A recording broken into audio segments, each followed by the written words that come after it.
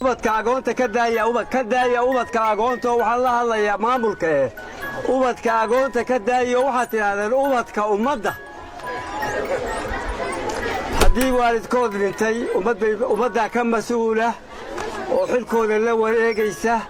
sidaa darteed agoonkuna waa erey xun in haddii lahay ka dhigo marba haddii la yidhahdo agoon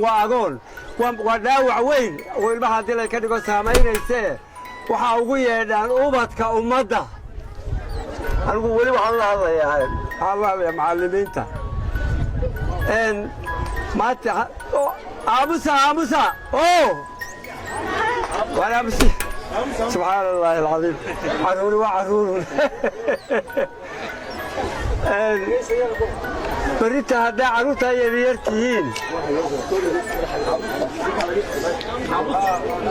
والله أنا روح في حاجة إن ما ذا إن الله هذا الله باش المشكلة بكشفتين إنه حاجة وجود حاجة كذا هي إيسا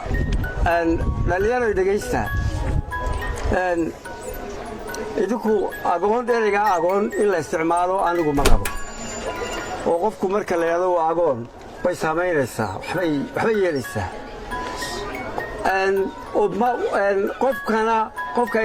qofka ilaahay abuuray ummadda dhex jooga waxa weeyaan ummadda mas-uulka ah maaha uun aabbaha iyo hooyada mas-uuliyadda u weyna saaran waa ta ummadda weeyaan hadduu meel marayo hadduu wuxuu samaynayo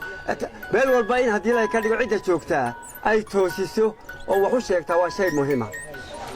aabbaha iyo hooyadu ilmaha kuma filla soodaa sidaasaa maaragtay fiican in la yidhaahdo waa ubadka ummadda kow taasi waa mid laba waxaa waxbarashada la sheegaa qaylo iyo buuq iyo qarjajac iyo buug maahae waxbarashada la sheegaa waxa weyn anshaxa iyo asluubta macallimiinta la hadlaya ayaa maamulka haddii ilmaha wax la barayo shayga la baraa ha noqdo anshax iyo asluub edab iyo xishood intaa weeye inta ugu baahan yahay in la baro horta marka ugu horraysa marka intaa la baro ayuu markaa casharka qaadanayaa oo dhegaysanayaa macallinka oo maalinkan maanta maaragtay uu hawshaa gelaya marka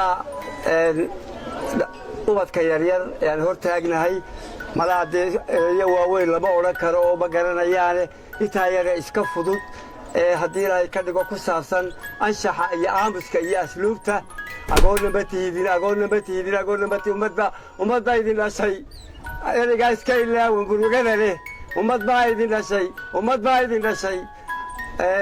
maanta haddii ilaahay ka dhigo waxay wax baraya waa ummaddii bay ka mid yihiin